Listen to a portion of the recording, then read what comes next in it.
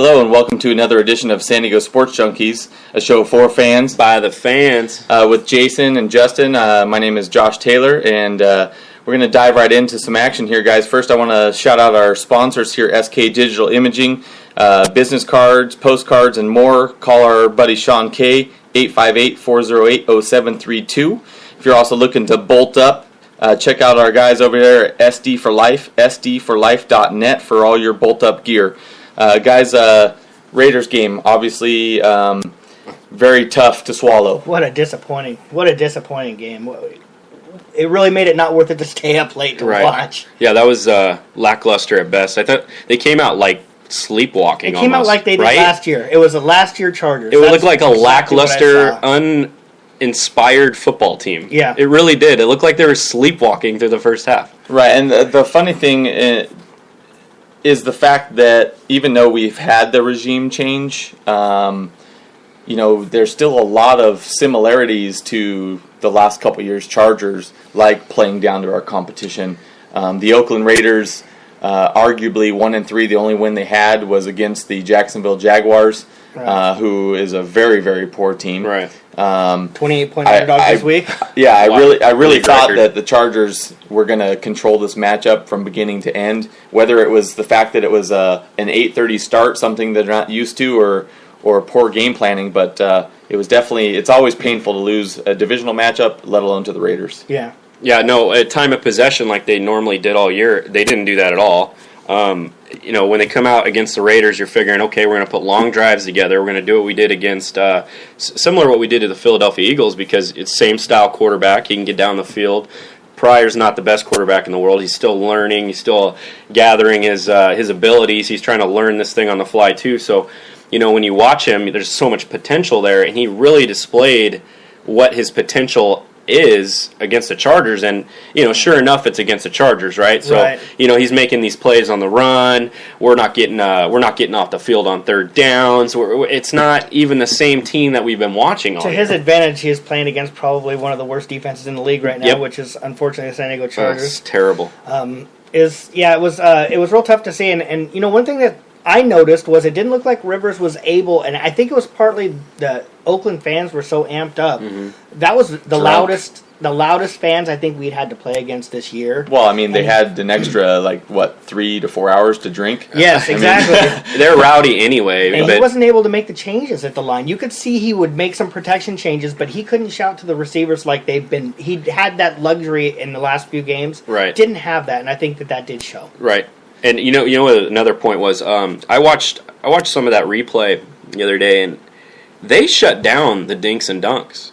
Yeah. They weren't letting the intermediate routes develop. The linebackers were covering those little routes because we haven't been going deep all year. Yeah. Right. So they did a really good job defensively on our dink and dunk passes. It is really funny though that we are concentrating and talking a lot about the offense right now. I know. The offense is not the problem. No, it's not. The offense is not the problem. The one thing that I learned as a Charger fan from watching this game is, number one, we're going to have an inconsistent season. It's just going to be inconsistent. Number two, the only way that we are going to win is if Phillip Rivers plays absolutely lights out at an MVP level. Right. I mean, and people talk about the 3 interceptions. The last one doesn't count. No. First one was stupid. What? Yeah, it was. Bottom line, he did not lose this game for us. The offense didn't lose the game for us. It was a total team effort. You have let's talk about the turnovers really quick. You have your special teams drops one. The Raiders recovered the fumble, and they get the ball in the short field. Danny Woodhead unfortunately fumbles one. They turn it into a touchdown. Yep. Rivers did have 3 interceptions, one of which the first one was a punt. Yeah, but they just got a big return on it, though. First pass of the game was a punt. Here you go, buddy. What are you doing? And that's the other thing, too, is that Rivers and the wideouts, for whatever reason, their timing really seemed to be off in this game. In some of the plays, but once again, we're talking offense, and that was not the problem. Is the defense. The problem is the defense. The problem is you look at the second half and they stepped up. But the reason why they stepped up is I think the Raiders played more conservative in the second half. They had their lead, and they protected their lead. So all of a sudden, we're watching our defense, and they're stopping them, But guess what happened? When it came down to the time when we had to stop them, He drove down the field on our defense Good again. point, too, because, I hate to interrupt, because beginning of the year, we were all talking defense. Yeah. We're like, man, how excited are we? I'm not worried about the defense. Right, how excited are we about our front seven? I think everybody was. Yeah. And now, here we go. We're into this is week 5? Week 5. Week going into week 6. Yeah. Week 6. And we're sitting here bashing the defense because they can't get off the field. The problem although the front seven is not playing, they're not stopping the run. People are running the ball against us at will. They're gaining 5, 7, 8 yards. Gashing our front line. But the real problem is our DBs. Yeah. Our DBs, you can see they cannot cover. Yeah, every time they throw the ball, the guy is wide open. And then you'll see 1 or 2 times a game we actually have good coverage, and he throws the ball, and they still catch it. Well, and you hear they're not making the play. They're not playing the ball. Yeah, they're not. And you hear the phrase all the time, that was a covered sack. Well, we don't have any of those because the cover is crappy. Coverage isn't there. And the guys are getting decent pass rush, but if they're getting rid of the ball in 2 seconds because the guy's already been beaten, then that's a big problem. It's been frustrating. You watch, I was talking to a friend of mine at work, and you watch the DBs. They play 12 yards off, so they get the Derek easy Cox open especially. passes. So then they play tight. The guys run right by them. But then you'll see sometimes they'll play 12 yards off, and they'll still run by the guy. It's ridiculous how much their secondaries just faltered this year. I really, really think that our strong safety is the problem. We have Gilchrist is not the answer. Been playing, and Adai, who, by the way, you can mark this down, and I'm not just saying this because he's number 37. I really see him reminding me a lot of Rodney Harrison. Right. You remember when Rodney Harrison first came? They tried to work him in a little bit. He kind of sucked a little bit, but he'd make a play here or there. And I think in maybe 2-3 years, Adai is going to be a starting safety, but you're going to get the... Where has he been?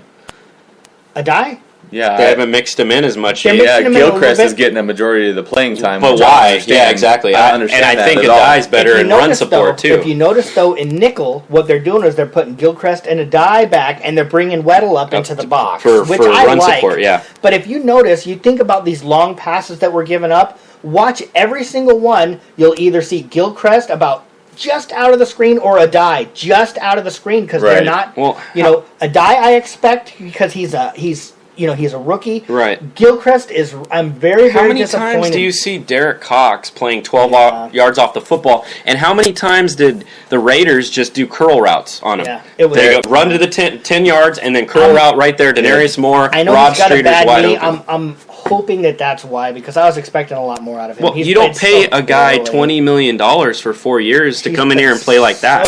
Right. That is a big time. Flat out burnt. Yeah. And the thing that I've noticed a lot of times too is. So initially off the ball, he's not physical. Okay? Yeah. And instead of turning and running, he backpedals a little bit. And when he does turn and run, he hesitates. Right. So he's like afraid of the double move, and then the guy just burns It's like him. his instincts don't kick in. He doesn't know what to do. He's always caught in limbo, and he's burnt. I would rather him be, excuse me for my language, but raping the guy and get penalized for it than get burnt for a 50-yard touchdown. Give me something. Stop the short game or play prevent and make them earn it, but we're not stopping anything right now. I don't get why they can't even... Does this not make sense? Okay, you're getting gashed, right? You're playing off the ball. Why don't you just play him on the ball, play him right there, knock him off his route, knock the timing off between the quarterback, maybe the line gets in there for a little pressure, then that throws the whole thing off. Be physical at the line. Why can't Pagano do that? And the thing is, you play like that, and what's going to happen is you are going to get burnt. At times. Right. But guess what? Not every play you're going to We're still getting burnt. I know. So give me something. There's nothing. I'll take the getting burnt if we're stopping this. The only way the Chargers are going to win is if the defense... I understand that they're bad. We have a bad secondary. Maybe they're not gelled together yet. For whatever reason, they are going to have to be opportunistic. Yep. And so far this year, we had Gilchrist drop an interception. Mm-hmm. Right. We had Marshall drop an interception that was right in his arms last game. The Gilchrist one killed us. Kendall Reyes, who I love, could not pick up that fumble. Oh, I know. Just lay down on the ball on it. These are plays that they have to make because there's no room for error. Right. Yeah. They can make those plays. We can at least, but how many? We were talking in the pre-show. How many turnovers has our defense caused us? 2. One of them one by was fumble. opportunistic. Right. And what happened that game? They won. Yes, they won. But the other one started the game, But we all knew two turnovers through 5 games is not going to cut it at all. You remember when Green Bay's defense was getting gashed. What were they doing, though? They were getting turnovers. Right, in key moments. Yes. We need the key moments, but they need, when we were going in the second half of this game, I was sitting here watching it by myself because it was so dang late. Right. I'm thinking... If we're going to win this game, our defense is going to have to score, or at least get a big turnover. They're going to have to, and they didn't do it. Right. Correct me if I'm wrong, but I think a lot of it comes down to coaching and making sure that the guys are aware of what to do in every scenario. Well, I disagree. Well, I have something for you because, we came into the season. We know. Look how many guys we lost from our defense last year.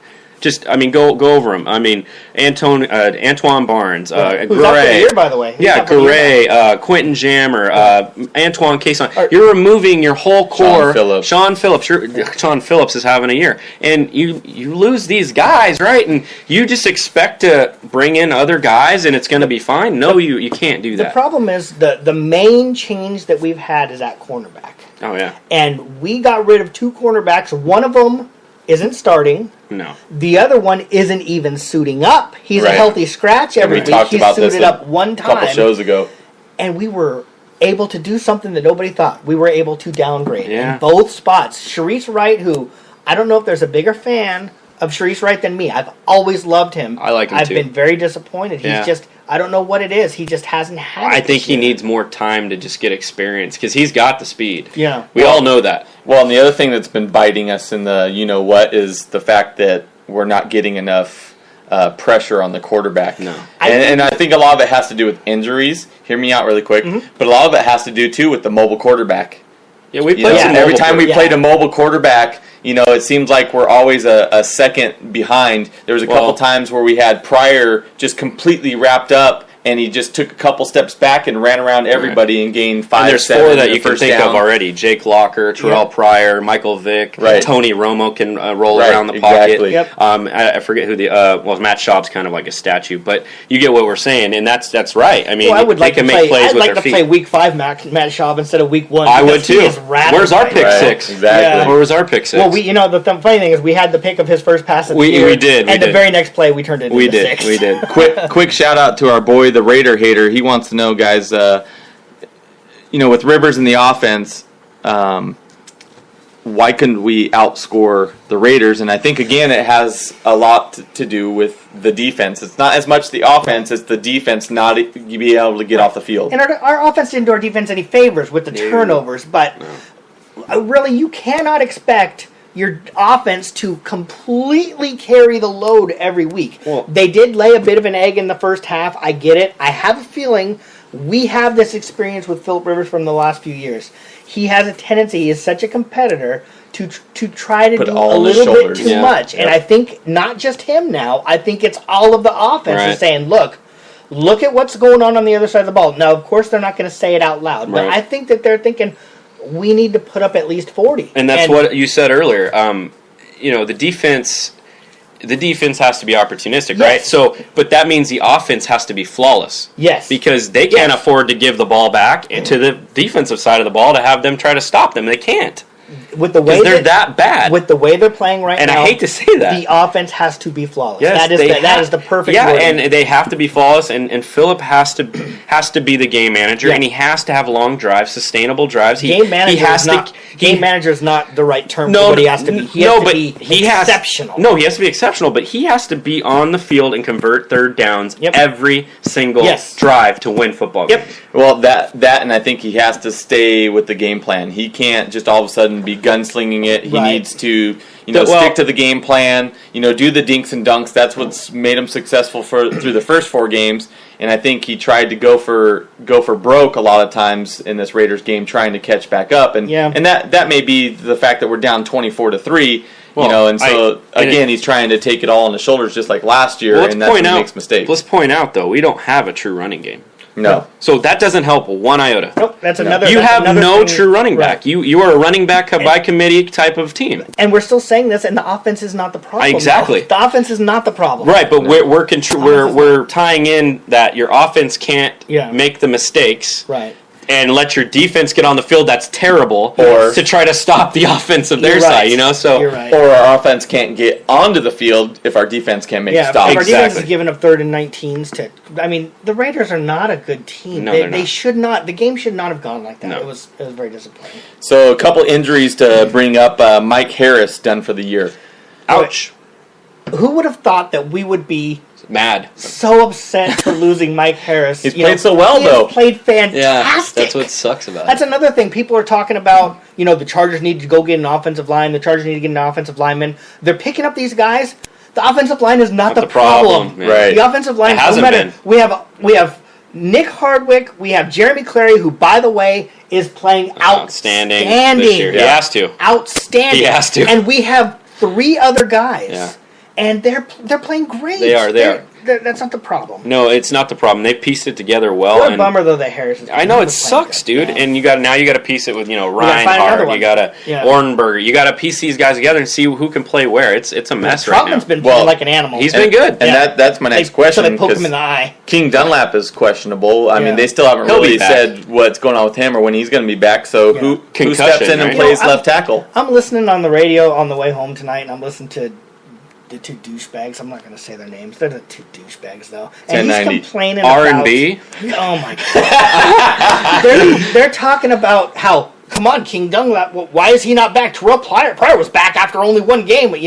How can you compare one concussion to another for crying out loud? And especially what's going on with concussions right now. Yeah, for crying out loud. You don't think he wants to come back. This is not Jared Gaither, okay? No, it's He's not. going to come back, and he's playing. King Dunlap has been playing very good. Dude, and even local affiliate had one of the Philly guys on Philly, Billy Orndell. Yeah. And they said they can't believe how well he's playing. Because they said he was terrible. They were saying, you wait and see what happens. Yeah. Well, we've seen what happens. Phillip Rivers is going to get mutilated this year, and I'm like, we're great. So far. Yeah, we've been pretty. Come on back, King. We miss you. Yeah, exactly. Dude, get on the field. Couple signings today. Kerwin Williams, running back. We got Mike Remmers, an offensive tackle, and Ryan Otten, a tight end. I think we know why Remmers going to be starting in a couple weeks. We know why we need Remmers. We know why we need Kerwin Williams. But Ryan Otten, that's a big question to me.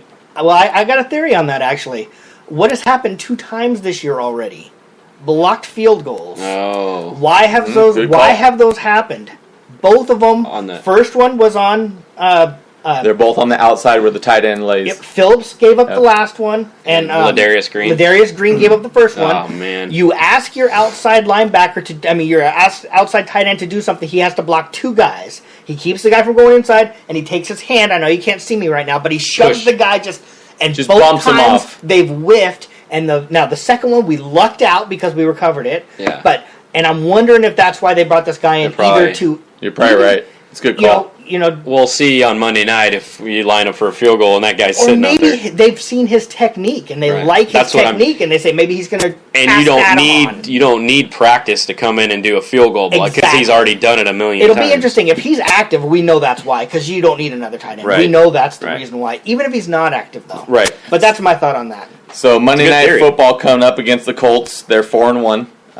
Andrew Luck is solid. They have Trent Richards now there in the backfield. Hey, you know they're going to win, right? I mean, we've lost, we've won, we've lost, we've won, we've lost. Yeah. It's time to win again. It's win time. So, I mean, if we're going to be this inconsistent, we might as well just win the game, right?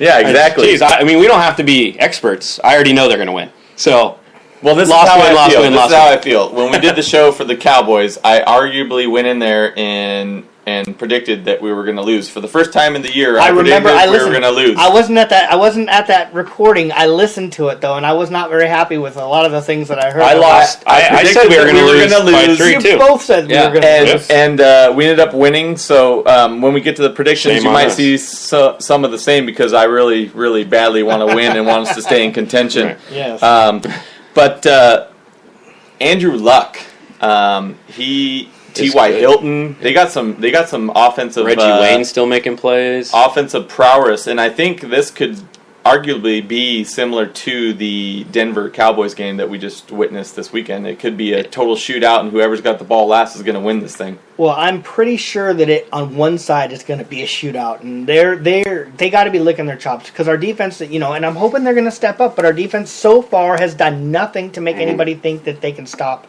And the thing that bothers me or scares me about Andrew Luck is he's just mobile enough to get away, to just give us and nightmares. make a play. Yep. Yeah, to just give us nightmares. Because I know we were talking about the front seven before. I actually think that the pressure has been pretty good. Right. They've had trouble getting to the mobile quarterback, and he's been throwing the ball so fast because people are so wide open. We've made the quarterback job so easy on the other team. They got to do something. They have to make a play. They got to step up and make a play. They have to do something. And I totally agree, but I'm not even worried about Andrew Luck. He's going to make his plays, right? I'm worried about Trent Richardson. He gashed the Chargers last year in Cleveland. Bad. You're right. He had a game-winning crazy run at the end of that game last year against the Cleveland Browns. That's another game I thought we were going to easily win. Of course, but you can't take anything for granted in the NFL. Right. But I'm more concerned about stopping Trent Richardson this week than I am anything.